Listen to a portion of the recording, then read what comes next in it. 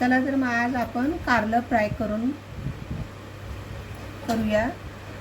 मी आता इथं 500 ग्रॅम कारली घेतलेले आहेत आणि ही एकदम जून घ्यायची नाहीत, कवळी कवळी दिसायला मोठी दिसतात पण आतमध्ये कवळी बिया नाही धरलेल्या पाहिजेत अशी मी 500 ग्रॅम कारली घेतलेली आहे। आणि आता ह्याचे काप करून घ्यायचं। ही कारली बाजारातून आणली मी, स्वच्छ पाण्यानं धुवून पुसून पाणी सर्व पुसून घेतलेलं आहे। हवेला पंख्याच्या खाली सुकत ठेवली होती, पाणी राहिलं नाही पाहिजे। हे बघा कारली आता ही अशी क्रॉस कटिंग करायची,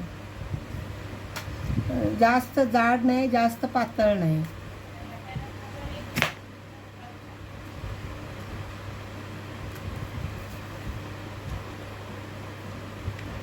जास्त जाड ठेवलं ना नरम पडतात, तळून झाले की नरम पडतात।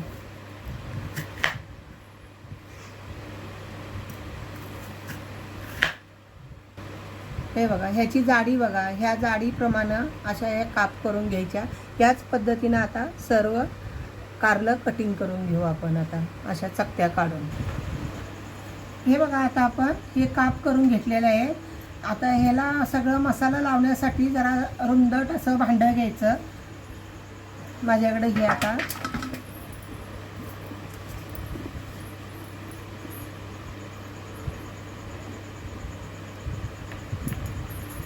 आपण हळद टाकून घेऊ।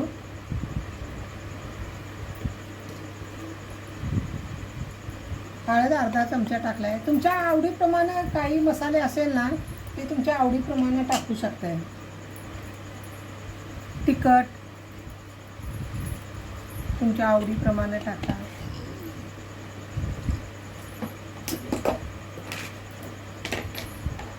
मीठ,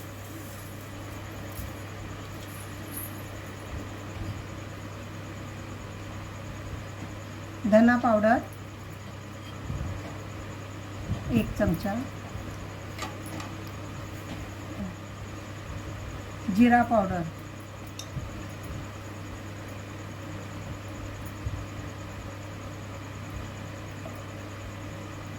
आमचूर पावडर,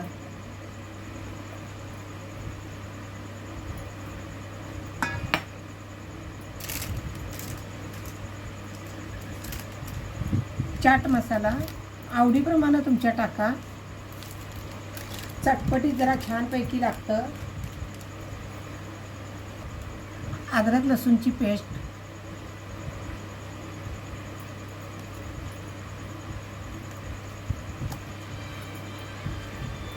आणि आता हे चांगलं मिक्स करून घ्यायचं।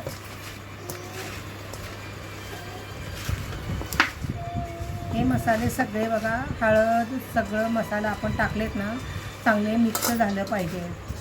आणि जे कारलं जे खात नाहीत ना ती पण आवडीनं खातील।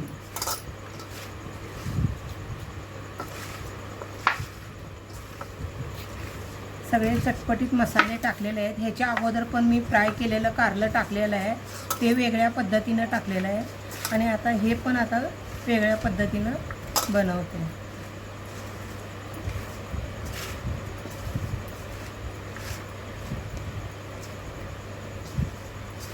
आता हे 15-20 मिनिटासाठी मी असं झाकून ठेवते। हे पहा आता 20 मिनिटं झालेली आहेत सगळा मसाला लावून। आता ह्याच्यामध्ये आता मी तळायला तेल तापत ठेवलेलं आहे। आता चण्याचं पीठ थोडंसं टाकून घ्यायचं। किती लागल, किती आपलं कारल्याचं किती पाणी सोडलेलं आहे कारल्यानं ते पाहूनच आपण पीठ टाकून घ्यायचं। तांदळाचं पीठ 1-2 चमचे टाकायचं कुरकुरीपणा येण्यासाठी। कॉर्नफ्लॉवरचं पीठ 1 चमचा, ह्याच्यामुळं एकदम छानपैकी बाइंडिंग येते म्हणून टाकणं जरुरी आहे। आता हे बघा असं सगळं मिक्स करून घ्यायचं छानपैकी हलवून।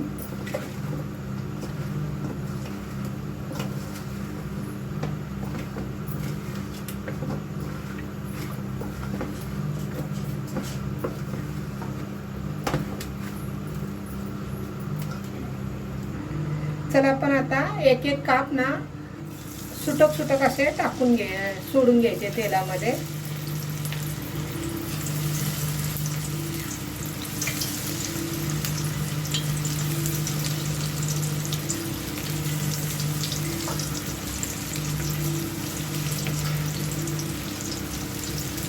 एकामेकावर असं टाकून घ्यायचं नाही, अलग सुटक असं सोडून घेतलं ना कारलं एकदम छानपैकी फ्राय होतं.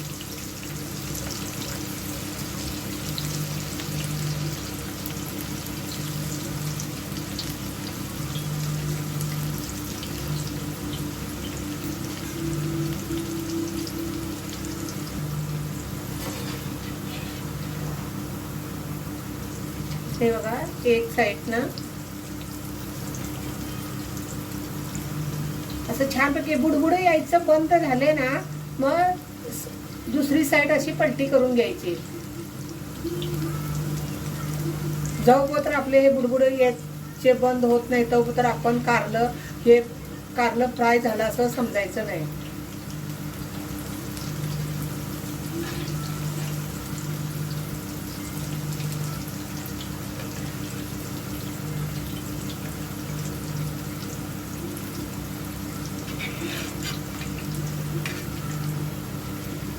हे कारलं आहे ना अजिबात कडू नाही होत. जे न खाणारी सुद्धा ही मागून मागून खातील बघा. एवढं छान फ्राय होतं हे कारलं. आणि मसाले पण याच्यात भरपूर एकदम टेस्टी चटपटीत असे मसाले पण वापरलेले आहेत.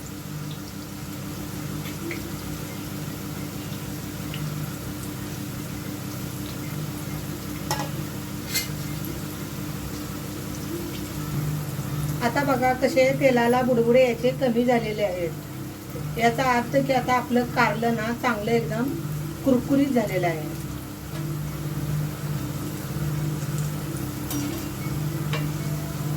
तेल बघा एकदम शांत दिसते. मगापासून कसं खळखळून असं उकळ्या येत होत्या तेलाला. आता एकदम तेल बघा एकदम शांत झालेलं आहे. आणि कारलं बघा एकदम असं वाळून आल्यासारखं कसं झालेलं आहे.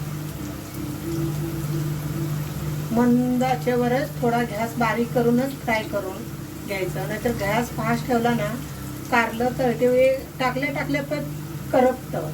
म्हणून गॅस बारीक करूनच कारलं फ्राय करून घ्यायचं. आणि हे कारलं ना तुम्ही 1 महिन्यासाठी सुद्धा ठेवू शकताय. पॅकबंद डब्यामध्ये बरणीमध्ये काचेच्या ठेवलं तरी 1 महिना काही सुद्धा होणार नाही ह्या कारल्याला. असे एकदम असे फ्राय करून ठेवलं कधी तोंडी लावायला छान लागतं.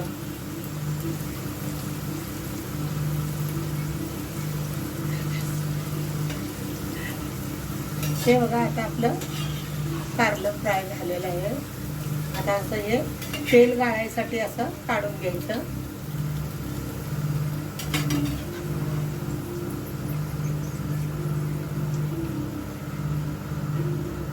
बघा किती क्रिस्पी झालेले आहेत.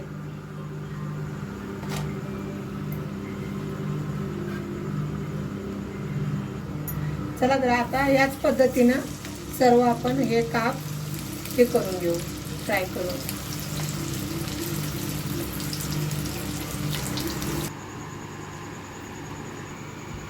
आता माझं कारलं फ्राय झालेलं आहे. किती छान झालेत बघा कसे कुरकुरीत एकदम. हे बघा एकदम कुरकुरीत एकदम क्रिस्पी झालेले आहेत आणि चवीला तरी अप्रतिम झालेले आहेत. आणि तुम्हाला जर माझी रेसिपी आवडली असेल लाईक करा, शेअर करा, कमेंटमध्ये मला सांगा. नवीन असाल तर सबस्क्राईब करायला विसरू नका.